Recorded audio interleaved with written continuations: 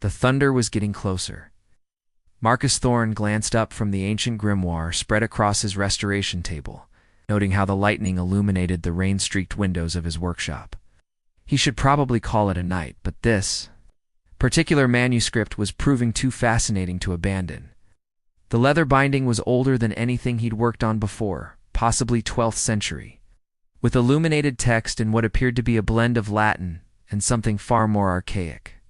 Just a few more pages, he muttered to himself, adjusting his desk lamp to better see the faded ink. The book had been delivered that morning by a Nervous Antiquities, the dealer who'd paid triple his usual rate and refused to say where he'd acquired it. Red flags all around, but Marcus's curiosity had won over his caution, as it always did. The next page contained an intricate diagram surrounded by text that seemed to shimmer in the lamplight. Marcus leaned closer, tracing the patterns with his finger, while reading the strange symbols aloud. All the words felt heavy on his tongue, resonating in a way that made his workshop feel suddenly smaller and more confined. Draconis Veniri. Vinculum servitudis. Per sanguinem et. A flash of lightning illuminated the room just as Marcus spoke the final phrase. Suddenly the air itself seemed to catch fire. Grimoire's pages began glowing with an intense, violet light that hurt to look at directly. The thunder that followed wasn't just sound. It was a physical force that rattled his bones and sent books tumbling from their shelves. Marcus stumbled backward, knocking over his chair as the temperature in the room plummeted. His breath came out in visible puffs, and frost began forming on the windows despite the summer heat outside. The grimoire continued to pulse with that otherworldly light, and the diagram on the open page was now moving, the intricate lines flowing like liquid silver. What did I just... The question died in his throat, as a figure began materializing in the center of his workshop. First, it was just a shadow outlined in that same violet light, but as the seconds ticked by, the form became solid and unmistakably real. A woman, tall and elegant, with long silver hair that seemed to move in a non-existent breeze. Her skin had a subtle luminescent quality, and when she opened her eyes, they were the deep purple of amethysts. She was also bleeding, dark crimson. Stained her strange clothing garments that looked like they were woven from shadows and starlight. Her left arm hung at an odd angle, and there were visible tears in what appeared to be some kind of armor beneath the flowing outer layer. The woman's violet eyes, fixed on Marcus with an intensity that made him feel like prey. She stood there for a moment, swaying slightly, before speaking in a voice that was both melodious and commanding. "Well, well," she said, her accent carrying hints of something ancient and definitely not human.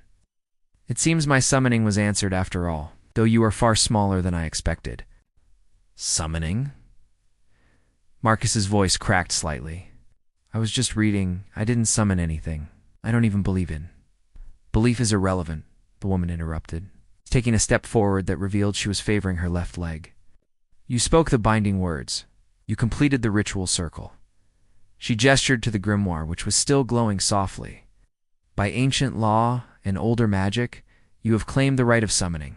I am bound to answer." Marcus stared at her, his mind reeling. Bound to answer what exactly?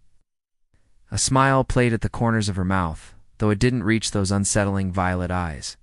"To serve as your dragon, of course." "Your what now?" "I am Ravenna Nightscale, last daughter of the Northern Peaks, guardian of the Twilight Realm." She straightened slightly, and despite her injuries, her presence filled the small workshop with an almost tangible sense of power. "And you, little summoner, are now my chosen servant." "Wait, hold on." Marcus held up his hands, trying to process what was happening. "You just said you were here to serve me, but now I'm your servant. That doesn't make any sense." Ravenna's expression shifted to one of mild disappointment, as if she were explaining something obvious to a particularly slow child. "The summoning creates a bond, yes, but dragons do not serve. We protect, we guide, we ... manage." Her eyes swept over him from head to toe, taking in his rumpled clothes, his ink-stained fingers, and his general state of academic dishevelment. "And you, precious little human, clearly require significant management." Before Marcus could respond, Ravenna swayed dangerously and caught herself against his workbench. The movement sent several of his restoration tools clattering to the floor, and he noticed that the dark stains on her clothing were spreading. "You're hurt," he said, professional concern overriding his confusion about the supernatural situation. "Badly, from the look of it." "Minor inconvenience," Ravenna replied, though her voice had lost some of its commanding tone. "Interdimensional travel while wounded is... challenging." "Interdimensional?" Marcus shook his head. "Never mind. We need to get you medical attention." "No." The word came out sharp and final. "No human healers, no hospitals, no authorities." Her violet eyes fixed on his again. "You will tend to my injuries, little servant. It is your duty now. I'm not a doctor. I restore books, not people, or dragons. Whatever you are," Ravenna's smile returned, though it was somewhat strained, "then you will learn. Dragons are excellent teachers." She took another step forward, and this time Marcus could see the extent of her injuries more clearly. Whatever had happened to her before the summoning, it had been serious. The rational part of his mind was screaming that he should call 911, that he was in way over his head, that magical creatures weren't real, and this was all some kind of elaborate hallucination. Not the larger part of him, the part that had always been drawn to ancient mysteries and impossible stories, was already moving toward his first aid kit. "Fine," he said, pulling out antiseptic and bandages that seemed woefully inadequate for whatever this situation required. "But after I help you, you're going to explain exactly what just happened here." Of course, Ravenna agreed, settling carefully into his desk chair, which suddenly looked far too small for her statuesque frame. "Servants should understand their duties. I'm not your she." She cut him off gently, reaching out to brush a strand of his hair back from his forehead with surprising tenderness. "You will understand soon enough, little one. Dragons take very good care of their treasures." Casual intimacy of the gesture sent an unexpected shiver down Marcus's spine. He had the distinct feeling that his quiet, solitary life was about to become considerably more complicated.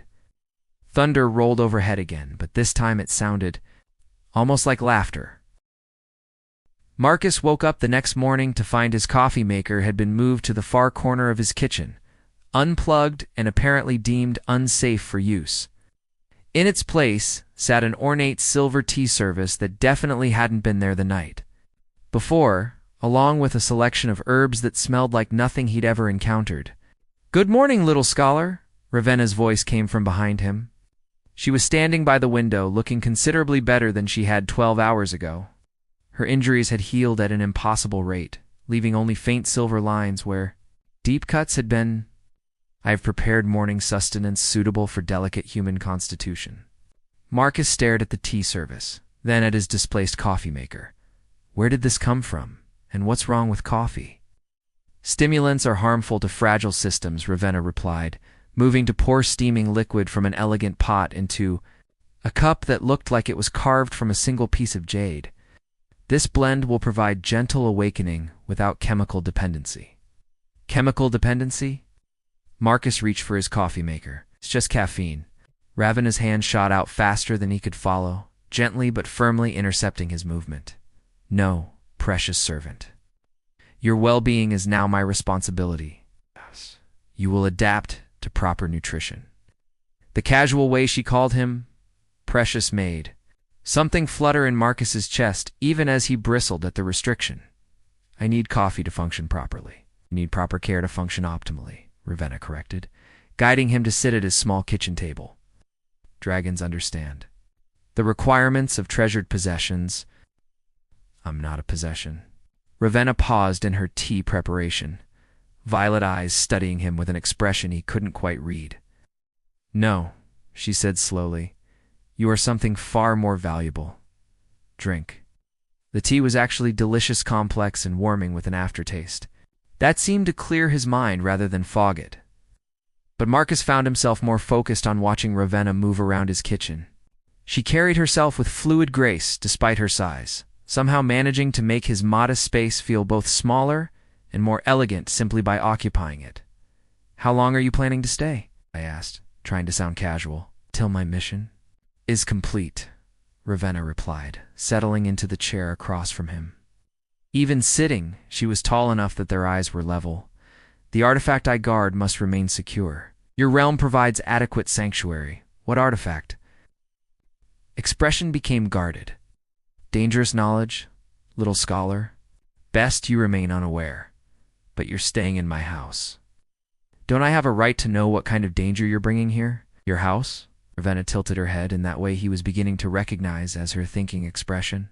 Is territory now falls under dragon protection. You are safe here. My territory, Marcus corrected. Our territory, Ravenna amended with a smile that showed just a hint of very sharp teeth. Dragons share with their chosen servants. It is traditional. Over the following days, Marcus learned exactly what sharing territory meant to a dragon. Ravenna systematically reorganized his entire living space according to some internal logic he couldn't fathom. His books were rearranged, not alphabetically or by subject, but by what she called defensive utility. Heavier volumes, written near windows and doors where they could apparently serve as improvised weapons. His kitchen knives were relocated to strategic positions throughout the house. When Marcus questioned this, Ravenna explained that proper territory defense required multiple weapon caches. This is a vacation cabin in rural Vermont. Marcus protested as she moved his bread knife to a position behind the living room curtains. The most dangerous thing around here is maybe a black bear. Bears are significant predators, Ravenna replied seriously. Though your local varieties are smaller than the dire bears of my realm, still, adequate threat assessment requires preparation for all possibilities. She also insisted on testing all his food before he ate it. This involved a ritual that seemed part chemistry and part magic, where she would hold items in her hands, close her eyes, and make soft humming sounds that seemed to resonate in his bones. Your preserved foods contain many artificial compounds, she informed him, after rejecting his entire pantry. It's not suitable for precious human digestion. I've been eating this stuff for years without any problems. Years of inadequate nutrition. Explain your diminished size and fragile constitution, Ravenna observed, replacing his groceries with items that appeared from nowhere. Proper care will improve your condition significantly.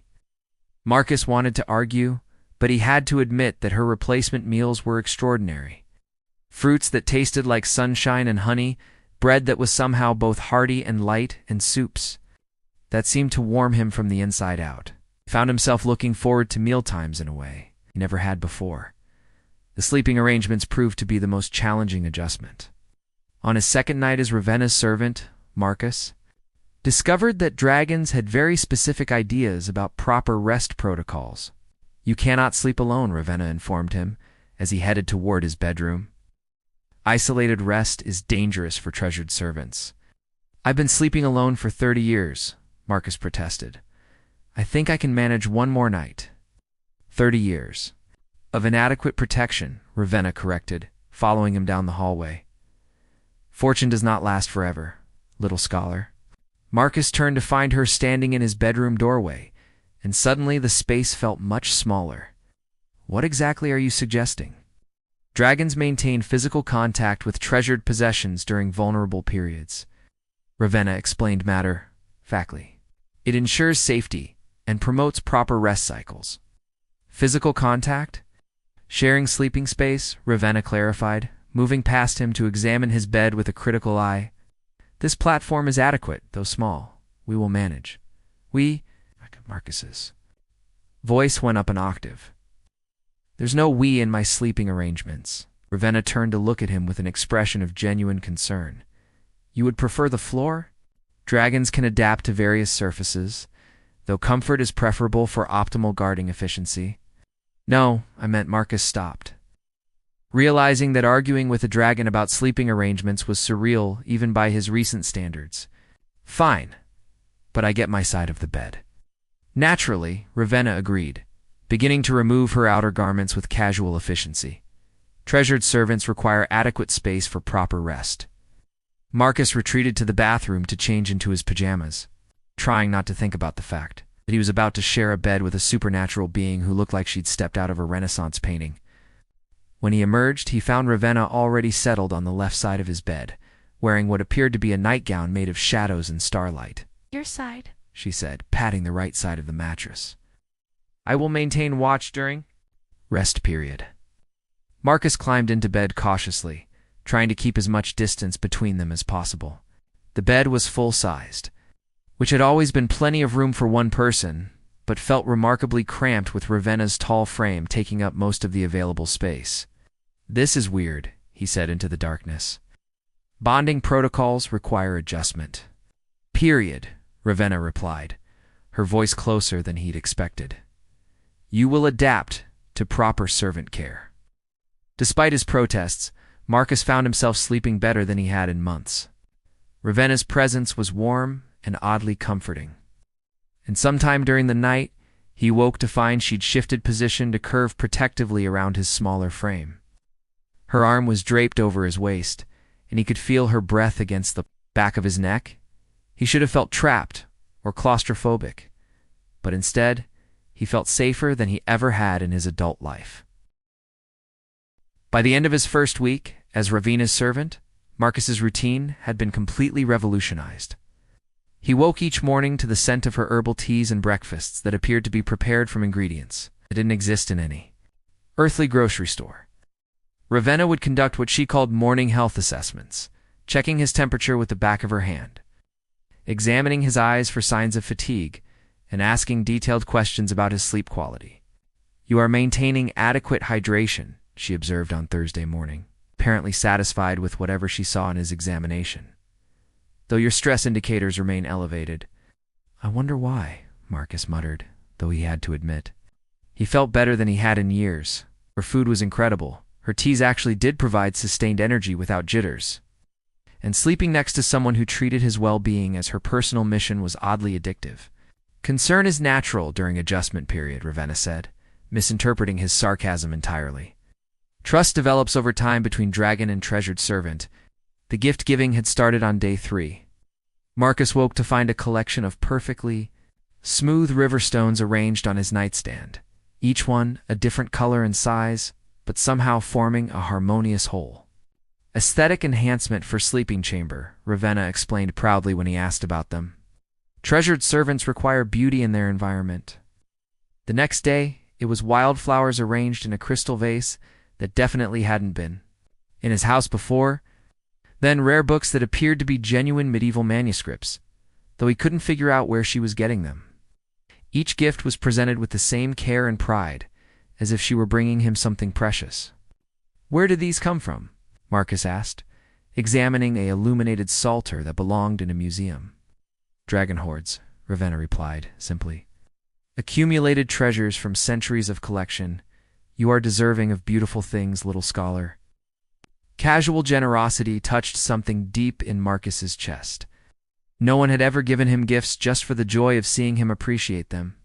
Ravenna would watch his face when he examined her offerings, and the pleased expression she wore when he showed genuine interest, which made him feel valued in a way he'd never experienced. Her protective instincts, however, were becoming increasingly apparent. When Marcus announced his intention to drive into town for groceries, Ravenna's reaction was immediate and decisive. "Unnecessary risk," she declared, positioning herself between him and the front door. "I will procure required supplies." "A 5-minute drive to a small grocery store," Marcus protested. "What possible danger could there be?"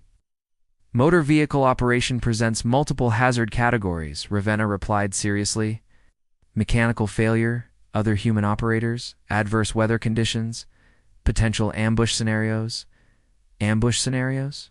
This is Vermont, not a war zone." Ravenna's violet eyes grew distant. "Danger follows dragons, little scholar. Threats from my realm may have tracked my presence. Exposing treasured servant to unnecessary risk is unacceptable." The genuine worry in her voice made Marcus's protests die in his throat. "Are we actually in danger?" "Possibly," Ravenna admitted. "Until my mission is complete, caution is essential. You will remain in protected territory, just like that." Marcus found himself effectively under house arrest by a dragon, who treated every trip beyond his property line as a potential death sentence. When he tried to walk to his mailbox, Ravenna accompanied him, moving with the fluid alertness of a bodyguard scanning for threats. When the mail carrier arrived, she positioned herself protectively between Marcus and the perfectly harmless postal worker. "She seems nice," the mail carrier, Mrs. Henderson, commented after Ravenna had subjected her to what could only be described as a security interview. "She's protective," Marcus replied weakly. "Good for you, dear," Mrs. Henderson said, with A knowing smile. About time you found someone who looks after you properly? The conversation left Marcus with uncomfortable thoughts about what exactly his relationship with Ravenna looked like from the outside. To anyone observing, they probably appeared to be a couple, albeit an unusual one. Ravenna's behavior could easily be interpreted as that of a devoted girlfriend rather than a supernatural guardian.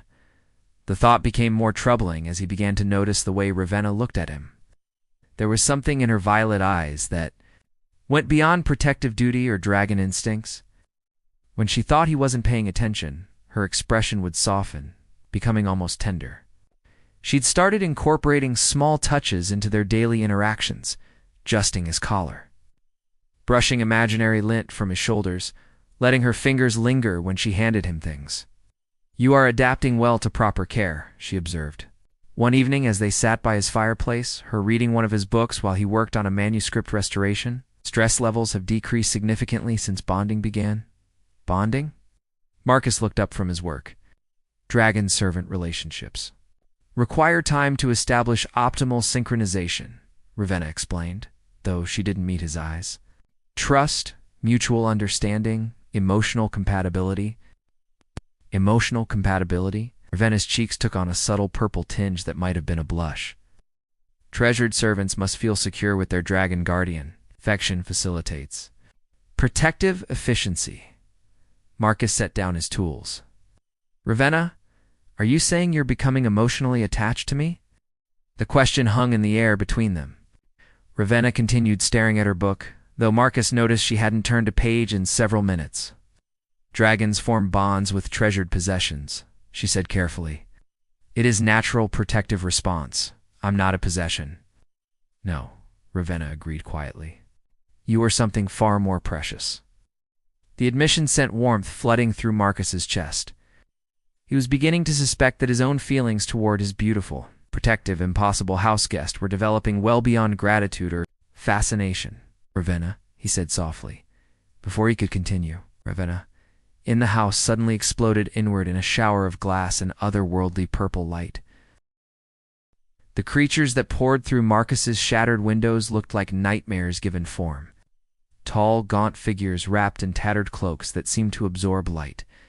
With faces hidden behind masks of polished black metal, they moved with predatory grace, and the temperature in the room plummeted as they spread out to surround Marcus and Ravenna.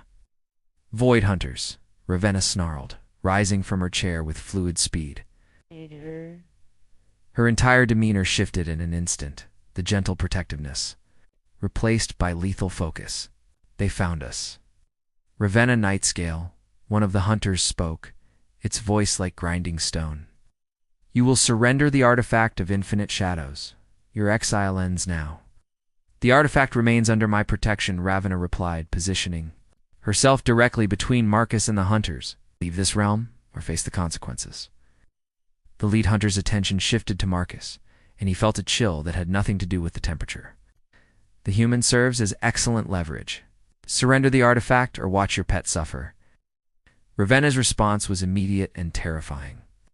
The air around her began to shimmer, and Marcus caught glimpses of something vast and serpentine overlaying her human form. Her eyes blazed with violet fire, and when she spoke, her voice carried harmonics that made the walls tremble. "You will not touch him," she said. And the words carried the weight of absolute law. The hunters attacked without warning. They moved like liquid shadow, faster than Marcus's eyes could follow, but Ravenna was faster. She flowed between them with impossible grace, and wherever her hands touched, purple fire bloomed. The scent of ozone and burning metal filled the air. "Marcus," Ravenna called out, without taking her eyes off her opponents. "The grimoire on my nightstand. Bring it." "Here?" Marcus ran toward the bedroom, dodging falling debris as the battle raged around him.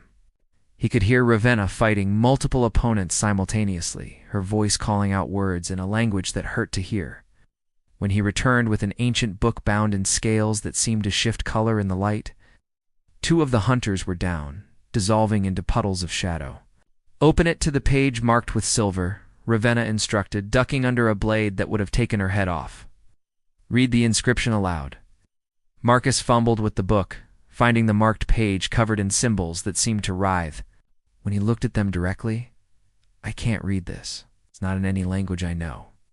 You summoned me, little scholar, Ravenna said, catching another hunter's weapon and crushing it in her bare hands. The knowledge is within you. Trust yourself. Marcus stared at the page, and gradually the symbols began to make sense. He started reading, and as the words left his mouth, they resonated with power that made his bones ache. The remaining hunters turned toward him with obvious alarm. Stop him, Lead Hunter commanded, but Ravenna intercepted them with a roar. That was distinctly Nand-human. The incantation built to a crescendo, and suddenly Marcus understood what he was reading. Not just words, but intentions and meanings that went beyond language. He was creating a barrier, sealing the dimensional breach that had allowed the hunters to follow Ravenna to Earth. Golden light erupted from the grimoire, spreading outward, in waves that passed harmlessly through Marcus and Ravenna, but struck the hunters like physical blows.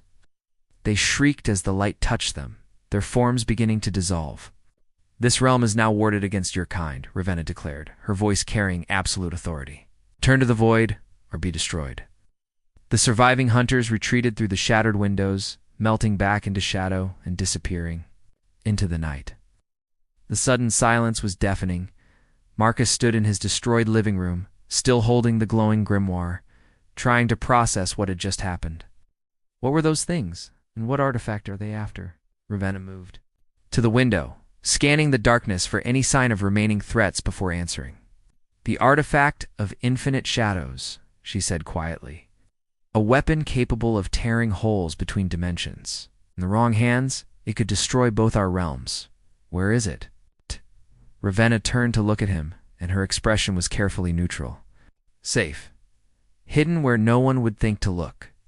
Something in her tone made Marcus suspicious. Ravenna, where exactly did you hide it? The safest possible location, she replied evasively. Guarded by the strongest protections I could create. Where? Ravenna's violet eyes met his, and he saw vulnerability there that she'd never shown before. Within you, little scholar? Dada. Artifact has been bound to your life force since the moment you completed the summoning ritual. Marcus felt the world tilt around him. What? The summoning created more than just a bond between us, Ravenna explained, moving closer but stopping, just out of reach. It created a hiding place that no void hunter would consider. Who would think to look for the most dangerous artifact in existence inside a lonely human scholar? You used me, Marcus said, the words coming out flat and hollow. This whole week, the protection, the care, whatever this was between us, you were just keeping your storage containers safe. No, Ravenna said quickly, reaching out toward him before stopping herself. It began that way, yes. But Marcus, what I feel for you now is convenience. Marcus, finished, I'm useful. I'm your insurance policy. You're my heart, Ravenna said quietly, and the simple honesty in her voice made Marcus pause. What began as a necessity became something I never expected. I have lived for centuries without caring for anything beyond duty and survival. You changed that. Marcus wanted to believe her, but the revelation that he'd been unknowingly carrying, a weapon of mass destruction, made everything else feel suspect. How do I know any of this is real? How do I know you're not just saying what you think I need to hear to keep me cooperative? Ravenna's expression crumpled, and for the first time since he'd known her, she looked uncertain, as she said, softly, I am about to offer you something no dragon has ever offered a treasure. Which is choice, Ravenna replied. The artifact can be removed. The bond can be severed. You can return to your life as if none of this ever happened. She paused, her violet eyes shimmering with unshed tears. But if you choose to leave, I will spend the rest of my very long life knowing that I lost the most precious thing I have ever found. Marcus stared at Ravenna, processing her words. The destroyed living room around them seemed to fade into background noise as he focused on the vulnerability in her violet eyes. This was not the confident, protective dragon who had reorganized. His life, this was someone offering to give up everything she wanted most. You would really let me go? He asked quietly. I would honor your choice, Ravenna replied, though the words seemed to cause her physical pain. Keeping you against your will would make me no better than the Void Hunters. You deserve freedom to choose your own path. Marcus looked around. At his ruined home, at the scorch marks on the walls, and the glittering fragments of glass covering everything he owned. Then he looked back at Ravenna, standing perfectly still in the center of the destruction, waiting for his verdict on their future. "Tell me about the artifact," he said finally. "All of it. No more evasions or half-truths." Ravenna nodded slowly. The artifact of infinite shadows was created during the last great war between the realms. It has the power to tear permanent rifts and dimensional barriers, allowing unlimited travel between worlds. She paused, gathering her thoughts. In peaceful hands, it could bring understanding between realms. In conquest-minded hands, it could end civilization as both our peoples know it. And it's inside me? Bound to your life force? Yes. As long as you live, it remains hidden and dormant. If you were to die, ... double quotes, she trailed off. Marcus finished. That's why you're so protective. If something happens to me, both our worlds are in danger. Initially, yes, Ravenna admitted. But Marcus, somewhere during this week, my priorities shifted. No longer protect you because you carry the artifact. I protect the artifact because it is bound to you, and I cannot bear the thought of losing you. When did that change? Ravenna's cheeks took on that subtle purple tinge again. The morning I awoke to find you had positioned yourself closer to me during sleep. You were unconsciously seeking comfort and security from my presence. In that moment, I realized you trusted me completely, despite everything you had no reason to trust. She looked down at her hands. No one has ever trusted me simply for who I am, rather than what I could provide or protect. Marcus remembered that morning. He'd awakened pressed against Ravenna's side, her arm around him, feeling safer and more rested than he had in years. He'd thought it was just the novelty of not sleeping alone. The gifts, he said. You weren't just following dragon protocols, were you? I wanted to see you smile, Ravenna confessed. Each time you examined something I brought you, each time your face lit up with genuine pleasure, I found myself collecting beautiful things just to share that moment with you again. And the food restrictions, the health monitoring. Humans are so fragile, Ravenna said softly. Your lifespans are brief even under ideal conditions. I could not bear to lose you to preventable harm through inadequate care. She met his eyes again. I may have been excessive in my protectiveness. May have been? A smile ghosted across Ravenna's lips. I relocated your coffee maker to another dimension entirely. I was concerned you might retrieve it when I was distracted. Despite everything, Marcus found himself laughing. You banished my coffee maker to another dimension? It has been safely? Returned, Ravenna assured him quickly. Though I maintain that my tea blends are superior for your constitution, the laughter faded as the weight of their situation settled back over them. What happens now? Marcus asked. Those hunters are still out there. They know where to find us. The warding will hold for a time, Ravenna replied. But they will eventually find other ways to reach this realm. And there are others who seek the artifact's power. She hesitated. If you choose to keep the bond, you will never be truly safe. There will always be those who would kill you to claim what you carry, and if I choose to have it removed, return to your quiet life of books and solitude, Ravenna said, though the words seemed to cut her. I take the artifact elsewhere, far from any populated areas, and wait for the next attempt to claim it. We never see each other again. Marcus walked to the window, looking out at the forest that had been his sanctuary for so many years. A week ago, his biggest concerns had been catalog deadlines and whether to splurge on premium restoration supplies. Now, he was apparently the living hiding place for a weapon that could destroy two worlds. Protected by a dragon who had somehow become the most important person in his life.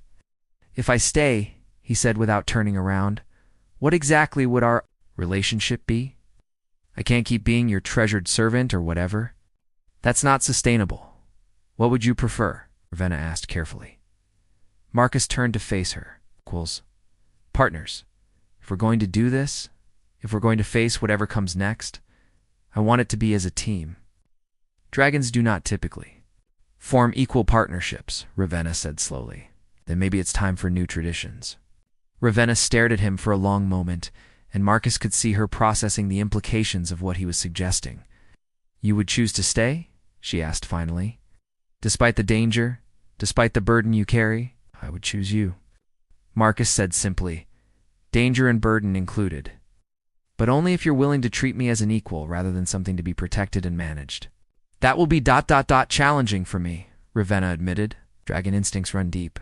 Asking me not to be protective is like asking you not to breathe. "I'm not asking you not to be protective," Marcus clarified. "I'm asking you to let me be protective of you too.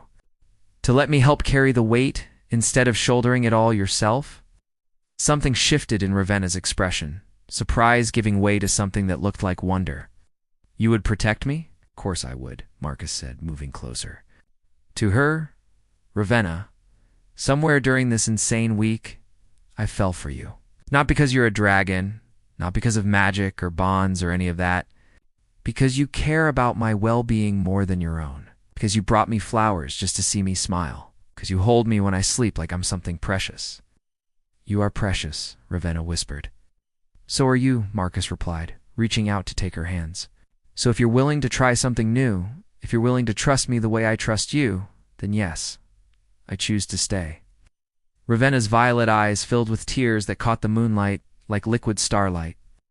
"I love you, little scholar," she said, her voice barely audible. "I love you too," Marcus replied, and meant it completely. When Ravenna kissed him, it tasted like starlight and promises. And Marcus decided that some adventures were worth any amount of danger.